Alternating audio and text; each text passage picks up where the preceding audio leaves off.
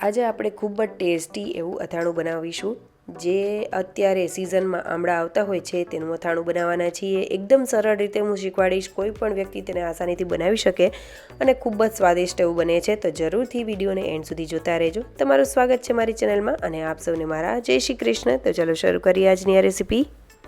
તો સૌથી પહેલાં આપણે એક આ રીતનું સ્ટીમર લઈ લેશું। તેમાં પાણી એડ કરીને મેં લીંબુ એડ કરેલું છે, જેથી કરીને ક્ષાર ન બેસે કે ઓલું ખરાબ ન થાય, એટલા માટે ઉપર આપણે આ રીતે કાણાવાળી પ્લેટ રાખી દઈશું અને તેમાં આપણે આમળા ગોઠવીશું। તો આમળાની પસંદગી બને ત્યાં સુધી ડાઘા વગરના હોય એ રીતના પસંદગી કરવી અને એકદમ એક સરખા હોય એવા રીતે લેવા।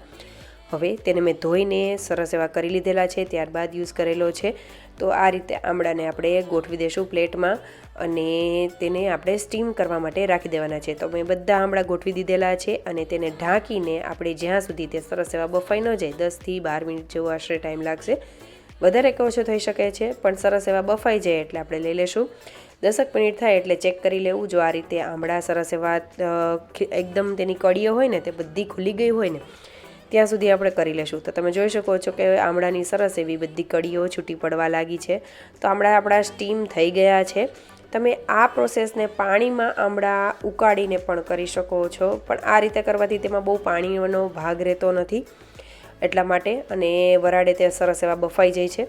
તો આ રીતે આપણે થઈ જાય એટલે આપણે ઢોકળીઓમાંથી જે આમળા છે તે આપણે લઈ લેશું। તમે જ્યારે આ રીતે આમળા ચીપીએથી લેતા હશો ને ત્યાં જ મોસ્ટ ઓફ કળીઓ છૂટી પડવા લાગશે। તો આ રીતે આપણે તેને એક ડીશમાં અત્યારે લઈ લેશું અને થોડા એવા ઠંડા થવા માટે રાખી દેશું। મેં અત્યારે થોડા એવા ગરમ છે ત્યારે જ તેની જે કળીઓ છે તે છૂટી પાડી લીધેલી છે। તમે થોડીક એવી ઠંડી થાય ત્યારે કરી લેવું, જેથી કરીને સાવ ઠંડા ન થવા દેવા, કારણ કે તે થોડીક એવી ચિકાશ પકડે એટલા માટે। તો આ રીતે થોડા એવા ઠંડા થઈ જાય એટલે આપણે કળીઓ છૂટી પાડી લેશું। આરામથી બધી કળીઓ છૂટી પડી જશે અને ઠળિયાને આપણે એક સાઈડ કાઢતા જશું। તમે જોઈ શકો છો કે કઈ રીતની કળીઓ છૂટી પડતી જાય છે, બહુ સરસ રીતે આસાનીથી આ જે છે તે થઈ જશે। તો હવે આ રીતે કળીઓ બધી છૂટી પડી જાય ને એટલે આપણે તેને છૂટી છૂટી એવી રાખી દેશું। પંખા નીચે તેને ઠંડી કરવા માટે રાખી દેવાની છે। મેં તને એક કપડા ઉપર પાથરીને રાખી દીધેલી હતી ઠંડી કરવા માટે, એટલે થોડી એવી સુકાઈ જાય એ માટે। તો 1-8 કલાક જેવો ટાઈમ થઈ જાય ત્યાં સુધી આપણે પંખા નીચે રાખી દેશું। ત્યાં સુધીમાં આપણે મરચાંને લઈ લેશું। તો મરચાં આ રીતના મેં લીધેલા છે, બને ત્યાં સુધી થોડા તીખા એવા મરચાંનો ઉપયોગ કરવો, જેથી કરીને આમળાની થોડી ખટાશ અને તીખા મરચાં હોય તો તેનો ટેસ્ટ ખૂબ જ સરસ આવશે। તમે જે રીતના ખાતા હોય એ રીતે પણ પસંદગી કરી શકો છો। તો આ મીડિયમ એવા તીખા મરચાં છે। તો મરચાં જે છે તે એકદમ સરસ એવા લીલા કલરના અને તેની દાંડલીઓ પણ તે સરસ એવી લીલી હોય, મતલબ કે સુકાઈ ન ગયેલી હોય એ રીતના મરચાંની પસંદગી કરવી। તો થોડાક ઓછા એવા તીખા હતા એ મરચાંને પહેલાં મેં આ રીતે કટ કરી લીધેલા છે। સૌથી પહેલાં 2 ભાગમાં કટ કરેલા છે, ત્યારબાદ ટોટલ મેં 4 કટમાં કરેલા છે। તમે નાના કે મોટા પીસીસ કરી શકો છો અને લાસ્ટમાં મેં થોડા વધારે તીખા એવા મરચાં એડ કરેલા છે। હવે આપણે તેનો વઘાર માટેની પ્રોસેસ કરી લેશું। મરચાંને આપણે સાઈડમાં રાખી દઈશું। તો તેના માટે આપણે એક વાસણ લઈ લેશું, બને ત્યાં સુધી પોળું વાસણ લેવું। હવે આપણે તેમાં 3 ચમચી મેં અત્યારે રાઈના કુરિયા લીધેલા છે, તેની વચ્ચે ખાડો કરી લેશું। ત્યારબાદ તેની ફરતે મેથીના કુરિયા લઈ લેશું અને મેથીના કુરિયા તમે તમારી પસંદગી પ્રમાણે વધારે કે ઓછા કરી શકો છો। રાઈના કુરિયા જેટલા જ પ્રમાણમાં તમારે લેવું હોય તો 3 કુરિયાનો સેમ ક્વોન્ટિટી પણ તમે લઈ શકો છો। મેથીના કુરિયા થઈ જાય એટલે ત્યારબાદ તેની ફરતે આપણે ધાણાના કુરિયાની જે રીંગ કરી લેશું। ત્યારબાદ 1/2 થી પોણી ચમચી જેટલી કાળા મરીનો પાવડર અધકચરો એવો કરેલો છે તે તેની ઉપર છાંટી દેશું બધા કુરિયાની ઉપર। ત્યારબાદ મેં 2 ચમચી જેટલી વરિયાળી એડ કરેલી છે। તો વરિયાળીમાં ખટાશ જ્યારે ચડે ને અને મીઠું ચડે ત્યારે ટેસ્ટ તેનો ખૂબ જ સરસ આવે છે। તો મને વધારે ભાવે છે એટલે મેં થોડી વધારે એડ કરેલી છે। તમે તમારા ટેસ્ટ પ્રમાણે વધારે કે ઓછી કરી શકો છો। હવે વરિયાળીને આપણે ફરતી ઉપર એકદમ સરસ રીતે એડ કરી દઈશું। ત્યારબાદ હવે આપણે તેલ લઈ લઈશું। તો મેં 4 થી 5 ટેબલ સ્પૂન જેટલું તેલ લીધેલું છે।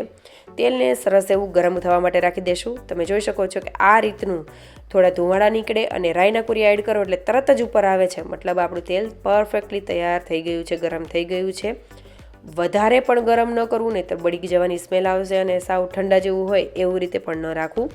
આ રીતનું તેલ ગરમ થઈ જાય એટલે આપણે સૌથી પહેલાં જે હિંગ એડ કરેલી છે વચ્ચે, હું કહેતા ભૂલી ગઈ, જે ખાડો કરેલો છે રાઈના કુરિયાની વચ્ચે, તેમાં મેં અડધી ચમચી જેટલી હિંગ એડ કરેલી છે. બને ત્યાં સુધી સ્ટ્રોંગ હિંગનો ઉપયોગ કરવો, જેથી કરીને સ્મેલ બહુ સરસ આવશે. અને એની ઉપર જ આપણે ગરમ તેલ એડ કરીશું, અને ગરમ તેલને થોડું એડ કરતાં જઈને સરસ એવું હલાવતું જવાનું છે, જેથી કરીને જે આ મસાલો છે તે સરસ એવો તળાઈ જાય. હવે તેમાં હળદર પાવડર, લાલ મરચું પાવડર, મેં અહીંયા તીખો જે લાલ મરચું પાવડર હોય એ અને કાશ્મીરી લાલ મરચાં પાવડરનો બંનેનો ઉપયોગ કરેલો છે. તો 1 ચમચી જેટલું લાલ મરચું પાવડર એડ કરેલું છે, અડધી ચમચી પોણી ચમચી જેટલું કાશ્મીરી લાલ મરચું પાવડર એડ કરેલું છે, અડધી ચમચી જેટલો અજમો અને અડધી ચમચી જેટલી કલોંજી, અડધીથી ઓછી ચમચી હશે એટલી મેં કલોંજી એડ કરેલી છે. તો અજમો અને કલોંજી બંને ઓપ્શનલ છે, પણ એડ કરશો તો ખૂબ સરસ એવો ટેસ્ટ આવશે. તો બધી વસ્તુ મિક્સ કરીને આપણે હલાવી લેશું અને સરસ એવું ઠંડુ થવા માટે રાખી દેશું. હવે થોડું એવું નવસેકું હતું ત્યારે જ મેં તેમાં મીઠું એડ કરેલું છે. તો 2 થી 3 ચમચી ઉપર મેં મીઠું એડ કરેલું છે.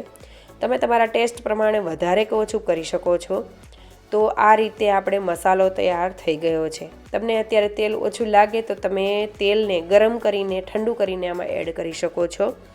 હવે મસાલાને કમ્પ્લીટલી સાવ ઠંડો થઈ જાય ત્યાં સુધી કરી લેશું. ત્યારબાદ અહીંયા મેં અડધાથી પોણા લીંબુનો રસ એડ કરેલો છે.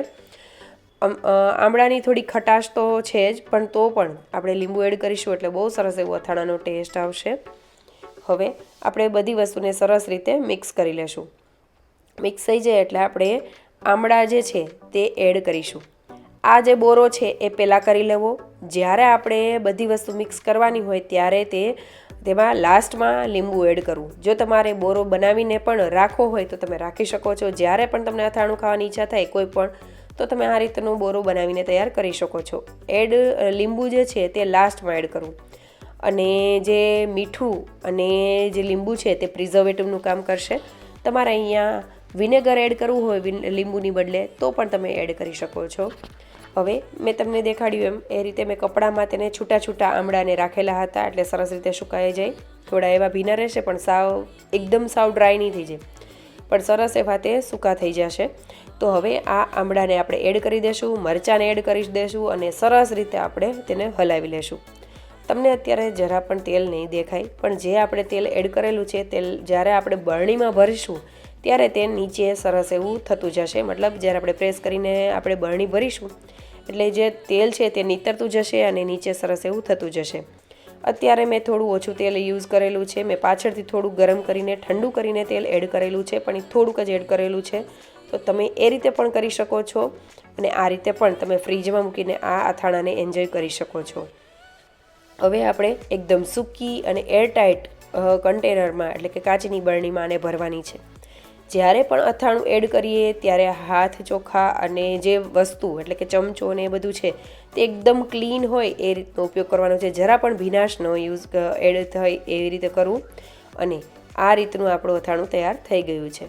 તો જરૂરથી આ રેસીપી ટ્રાય કરજો. તમે ક્યારેય પણ ન બનાવી હોય તો જરૂરથી ટ્રાય કરજો. બહુ ટેસ્ટી એવું અથાણું બને છે. અને જો આજની રેસીપી સારી લાગી હોય તો લાઇક, શેર અને સબસ્ક્રાઈબ કરજો અને કમેન્ટ કરવાનું ભૂલતા નહીં.